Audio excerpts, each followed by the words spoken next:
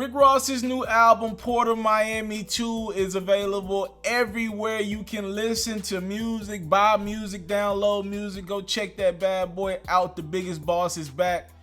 Now, as Rose drops his 10th studio album, many fans were anticipating a collaboration that only the biggest boss in the game could pull off, in which we would see for the first time Pusha T and Lil Wayne on a record together. We obviously know that these two don't really care for each other. There's some beef stemming back, way back from back in the day, also involving Pusha's CEO Kanye West and Wayne's prized possession artist Drizzy Drake.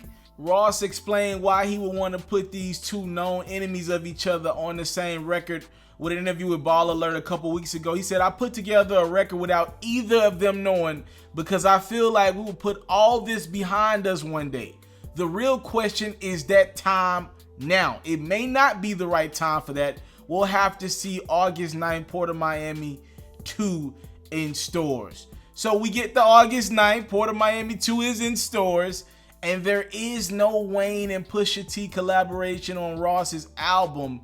But we see that Wayne is visible on the album on a record called Maybach Music 6, as hip-hop fans all over speculated that this was probably the record that we were also supposed to see Pusha T on, as Ross is infamously known for his Maybach Music collaborations.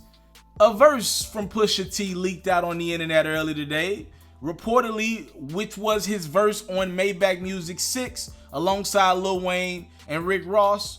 Many are like, yo, why would Rose keep this phenomenal verse off the project? Did Pusha body Ross too much? Did Pusha body Wayne entirely too much to make the album? According to Pusha's team, they're like, yo, we did our part. We cleared the record. Rose now had to clear up why Pusha's verse that has surfaced on the internet did not make Ross's album. Rose went up to Hot 97 to clear up why this verse didn't make the album. He said, "What's so dope about it is that both verses were cleared from both parties.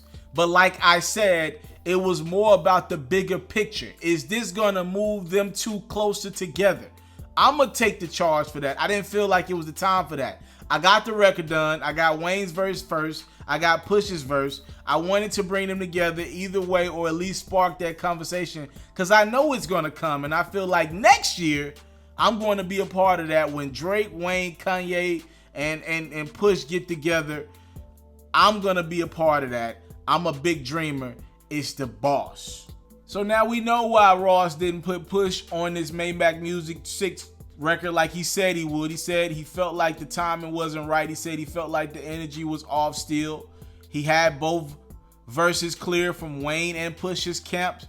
But at the end of the day, he just felt like it wasn't the right time, and he's acknowledging that he will try to put not only Wayne and Pusha on a record next year for his 11th album, but he'll also try to get some help from Drake and Kanye West as well. Will Ross be able to pull off this magical record one day down the line? Y'all let me know. And what do you think about Ross's new album, Port of Miami 2? Let me know in the comment box below. Thank you guys so much for the time, love, support. I don't take it for granted.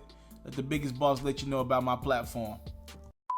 I came from nothing, but I want everything God has for me. I interview celebrities. I talk sports. I still represent the culture. I got the kids. You are now tuned in. Yo, we locked in right now, Mr. TALIAFERRO. Mr. TALIAFERRO. Mr. TALIAFERRO. Mr. TALIAFERRO. Shout out to Mr. TALIAFERRO. You're watching Mr. TALIAFERRO TV. Mr. TALIAFERRO TV. Here with the triple B's, you can't do nothing but win.